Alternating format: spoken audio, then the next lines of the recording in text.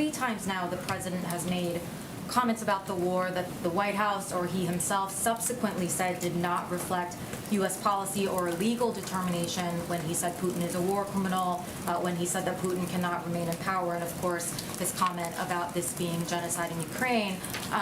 Does this not send a signal to the world that there kind of is an asterisk next to anything that the president says?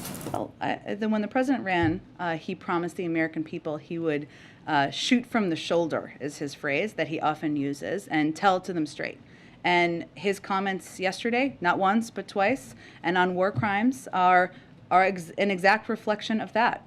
I don't think anybody is confused about the atrocities of what we're seeing on the ground, the horrors of what we're seeing in the ground, and different leaders around the world describe it in different ways. But what is unquestionable is what we're seeing is horrific: the targeting of civilians, of hospitals, of even kids, the president was calling it like he sees it, and that's what he does. If I could ask it this way, do you think that there is any danger to global leaders, including Vladimir Putin, to Olaf Scholz, if they can't be sure when they hear words coming out of the president's mouth, whether he is stating a personal opinion versus making a statement about U.S. policy? Do you have an example of somebody who's confused? A leader? Well, I think my colleague brought up Emmanuel Macron responding and saying, the use of the language genocide he sees as rhetorical escalation. President Putin is brutally targeting civilians and brutalizing a country right now. So this president, was speaking to what those atrocities are and what he is seeing on the ground. A number of other leaders have done exactly that.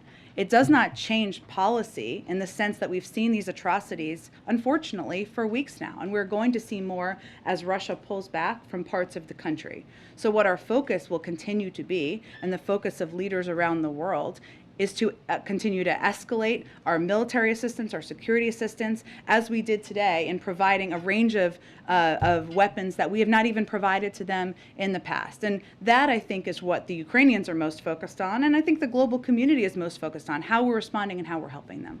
Could you explain, so if the U.S. were to legally determine that what is happening in Ukraine is genocide, what would the sort of legal obligations from the United States be at that point? It doesn't change a policy. There would be an international effort to explore that, and an investigation at an international level. Those often take many years.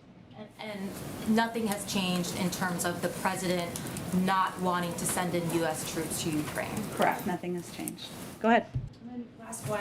Does the White House still view inflation as transitory? That is the view of the Federal Reserve and outside economists, and they all continue to project it will come down this year.